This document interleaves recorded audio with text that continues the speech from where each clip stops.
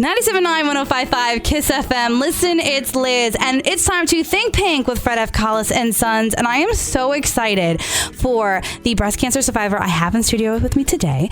Everybody introduced to Penny. Good morning. How are you? Good morning. Very well, thank you. Oh, I'm so happy to have you here. This is such a big thing for me. I think it's so important to talk about and to talk about why it's so important to go get yourself checked out and take care of something like this. But let's start at the beginning for your story. And when were you diagnosed? Well, thank you for having me. Yeah. Yes, I was diagnosed in 1995. Oh, wow. Okay. Yeah. At that time, I was only 30 years old. Wow. And they really thought that I was too young to possibly have this. At that time, that's young. I mean, it's young, but wow. Okay. Right. And at the time, I had a 10-year-old and 7-year-old at home. Whew. So probably telling them was the hardest part. I'm sure. But the biggest factor is early detection. Got to be aware of yourself. Know your body. Know what doesn't feel right and just act on it. If it just doesn't feel right, act on it. Well, so were you a person who was regularly checking, or Yes. you were? Yes. Did you know the importance of doing it, or? Absolutely. Yeah. Yes. So when you felt something, Right. and you immediately called.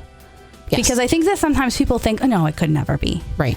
And imagine if you hadn't, if they didn't catch it when they did. So making sure that you're making that call and getting to the doctors and getting everything done. How long were you, how long did you go through treatment? I was blessed, and I didn't have to have only but surgery. Really? Yes. Oh, wow. Okay. Yes. I had surgery prior to that in June, and I discovered this in August. Wow. It was acting very quickly. Was the it? doctors moved on it. I did have my surgery October 6th. It's always something too that you guys can name the dates of when you guys. That's a thing I've noticed. Yes. You remember all those dates, but you had the surgery, Right.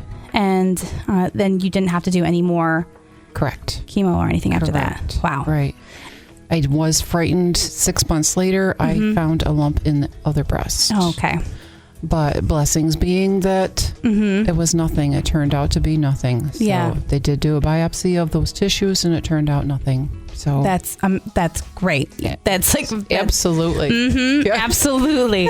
And I think especially for this alone, why did you want to be a part of this and tell your story?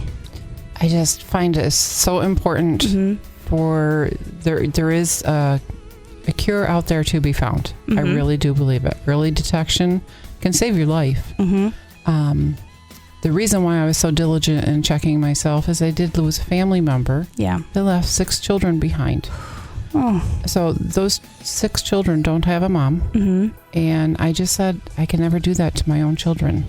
So I was diligent about checking. Making sure. Absolutely. Yeah. And I think when I was younger and I was told, you got to check and this is how you do it. And I would listen. I was like, oh, I don't want to do that. But then, as I've gotten older, I've obviously smartened up. But it's definitely, checking yourself, early detection is huge. And do you do the Making Strides walk? I do. Yeah. I have for the past 26 years. 26 years. I love that. Where's my bell? I have a bell in here.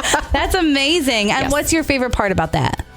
Oh gosh, the adrenaline, seeing all the participants is just a sea of pink. It's absolutely amazing. And the survivors, we all are just, it's like we're one big family.